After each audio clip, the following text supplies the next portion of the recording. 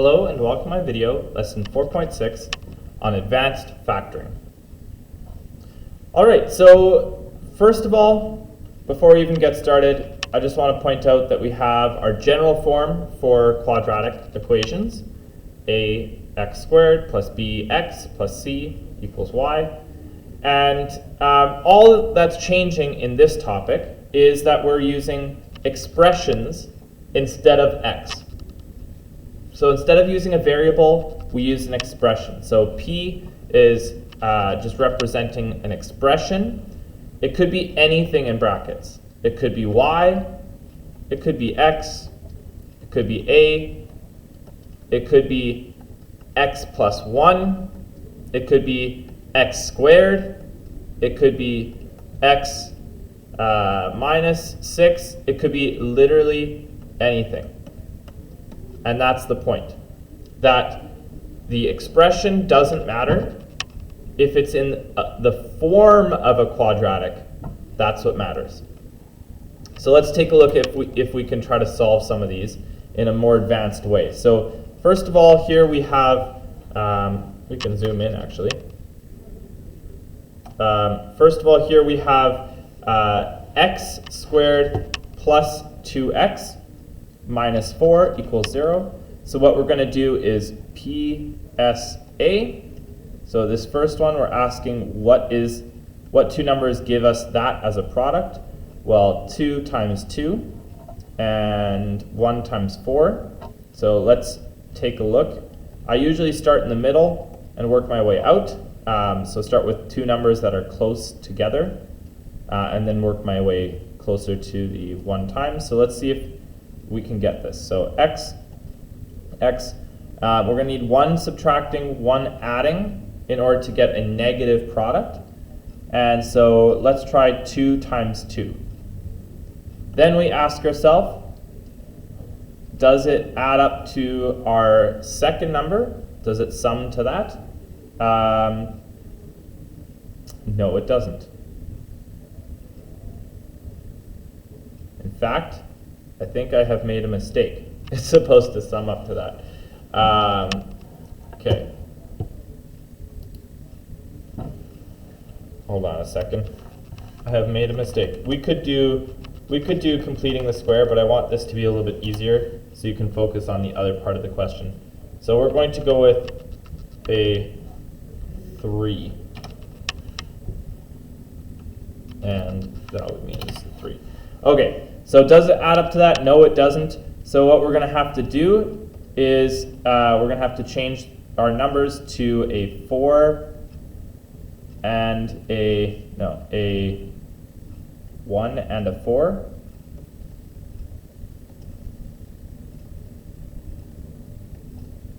Okay, so it still multiplies to get that product, but now it adds to get the sum of 3. All right, so if we want to know that answer, we would say that's x equals, and then we flip the signs and we write them down. -4 and +1. Okay, now here's the deal. When we see when we see these quadratics like this, right? It's the same thing as this old question. So we're actually going to take this and put it in. So because our coefficients are the same, it's the same question, right? This is our x value, this is our x value. See that? Everything else is the same. So what we're going to do is we're going to drop in the -4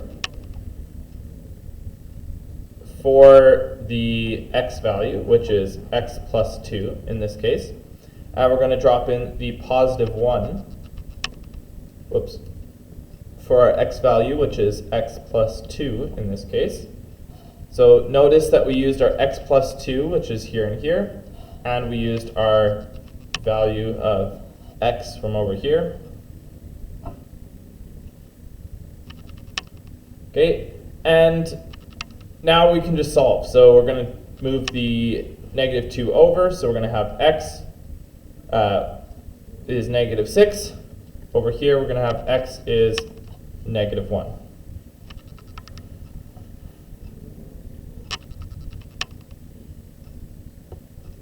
All right. Fantastic. So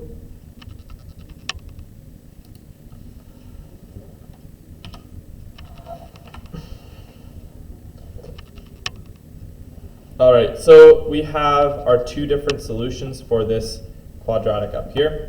Now if you try this question out, then we have a special thing going on.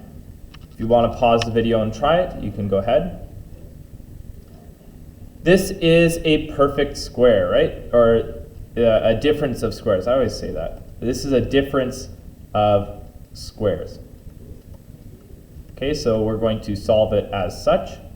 So z minus y, z plus y. That's how we would do that. So if we keep that in mind, but we say that this is our z and that this is our y, now we can do the same sort of thing, but change it around a little bit. Okay, so instead of writing z, we're writing 3x plus 2 minus, and instead of writing our y, we write 2x minus 3. Okay, instead of writing our z, we write 3x plus 2. Instead of writing our y, we write 2x minus 3. Okay, now we just need to simplify and solve. So we're going to simplify this to x and plus 5. And this is going to simplify to 5x minus 1. So that means we have two values of x. We have a negative 5 and we have a positive 1/5.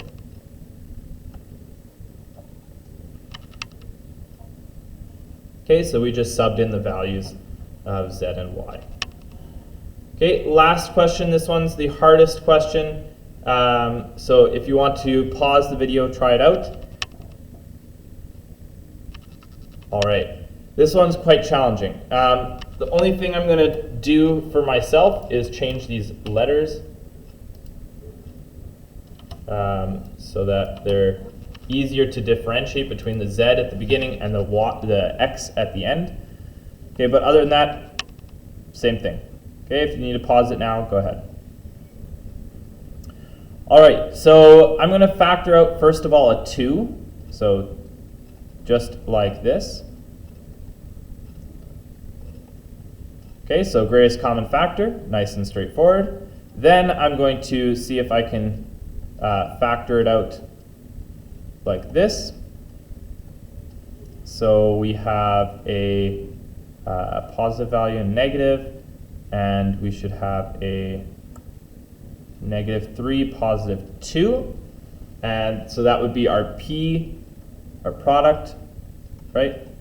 That would also be our sum. All right, so we have that value for z. So now what we're going to do is drop in our, so actually what we're going to do is one more step actually, which is to get the answer. So z equals negative 2 comma 3. Okay, now we're going to use those values over here. So z, let's use a different color. Z, so negative 2 equals x squared minus 1, and 3 equals x squared minus 1. Okay, we're going to move the negative over, and we're going to have a positive value, so it's just going to be negative 1, like this. We're going to move the negative over, and now we're going to have 4x squared. Okay, this here gives us an error in our calculator if you try to plug this in. It's an imaginary number, so if you square root negative 1 equals x, there's no real root here. It's imaginary. It's I, if you're interested. Whereas over here, if we square root 4, then we get actually 2. So x equals positive and negative 2. So those would be our answers for this question. And this is no real root at this point.